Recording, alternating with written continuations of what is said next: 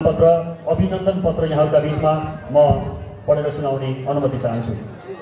राष्ट्रसन्त स्वामी परमानन्द सरस्वती महाराजज्यूबाट संस्थापित वेद वेदांग संस्कृत गुरुकुलम रामपुट पिहु बागलुङबाट विद्यारम्भ गरी विद्यानगरी काशीमा समेत आफ्नो विद्या साधना शास्त्रार्थ आदि स्पर्धाहरूमा सधैँ अग्रणी भूमिकामा रहेर निज ख्यातिलाई विस्तार गरी आफ्नो मातृ संस्था परमानन्द गुरु परम्पराको पहिचानलाई सधैँ शिरोभागेमा राखेर श्री हरिहर सन्यास आश्रम देवघाट तनहुमा अवस्थित श्री परमानन्द संस्कृत गुरुकुलम विद्यापीठको आचार्य सह प्रधानाध्यापक नेपाल संस्कृत विश्वविद्यालय कालिका संस्कृत विद्यापीठमा समेत प्राध्यापन गर्नुभएका पाणिनीय व्याकरण शास्त्रका विद्वान आचार्य नारायण प्रसाद गैरेज्यू परमानन्द ज्ञान परम्पराका उज्जवल नक्षत्र बहुप्रतिभा सम्पन्न संस्कृत मनीषी हुनुहुन्छ।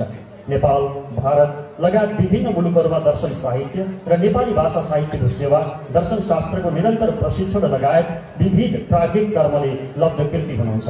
यस महायज्ञमा श्रीमद् भागवतको प्रमुख तथा व्यासका रूपमा हामीलाई अत्यन्तै सम्मोहन गर्नुहुने पूज्य आचार्य वर्ज्यूलाई सत्यवती गाउँपालिका सत्यवती मावि सत्यवती बहुमुखी क्याम्पस महायज्ञ आयोजक समिति परिवार लगायत सम्पूर्ण सनातन वैदिक धर्मका अनुयायीहरूले गुरु तीर्थबाट हार्दिक आभार तथा कृतज्ञता व्यक्त गर्दछ।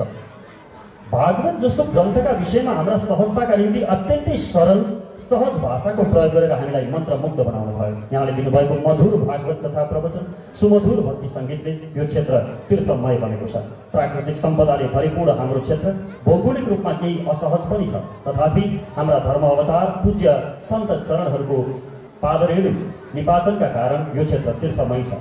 परम पूज्य अनंत श्री विभूषित स्वामी ज्ञानानंद सरस्वती महाराजज्यू र परम पूज्य अनंत श्री विभूषित स्वामी विवेकानंद सरस्वती महाराजज्यूका स्नेह पात्र यस कालखण्डको सुप्रसिद्ध युवा विद्वान भागवत वक्ता यहाँ गुरुतत्वले पूर्ण प्रतिभा हुनुहुन्छ। परमानन्द ज्ञान परम्परालाई उद्दीपन गर्दै नेपालको धर्म संस्कृति र नेपाली हावापानीको आदर्श पक्षलाई हृदयतः आत्मसात गर्ने पूज्य स्वामी द्वयको सत्सङ्कल्पले तपाईहरू जस्ता योग्यतम विद्वानहरू समाजमा देख्न पाइएको हो। यहाँहरू जस्ता शास्त्र पठित संस्कृतनिष्ठ विद्वानबाट नेपालमा सनातन वैदिक धर्मको र पारतस्य दर्शनको संरक्षण संवर्धन र प्रचार प्रसार हुने विश्वासका साथ सुदामाका कनिका स्वरूप यो अभिनन्दन समर्पण गर्दछौँ।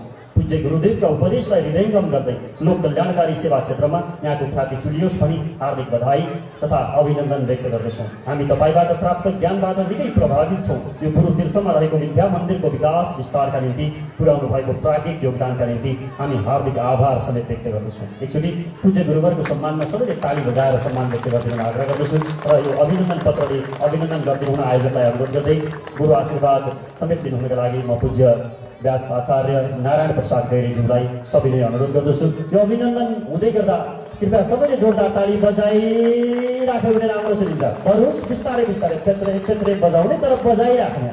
ल हेर अल्छी गर्न आँटिसकेको फेरि बजाउने क्या बजाउने।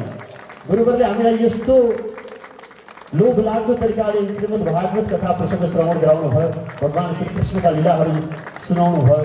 भगवान् श्रीकृष्ण स्वयं उपस्थित भएर हामीलाई सुन्दै हुनुहुन्छ जस्तो भान गराइदिनु भयो। पूज्य गुरुवर यहाँलाई धेरै धेरै धन्यवाद, धेरै धेरै आभार, धेरै धेरै कृतज्ञता।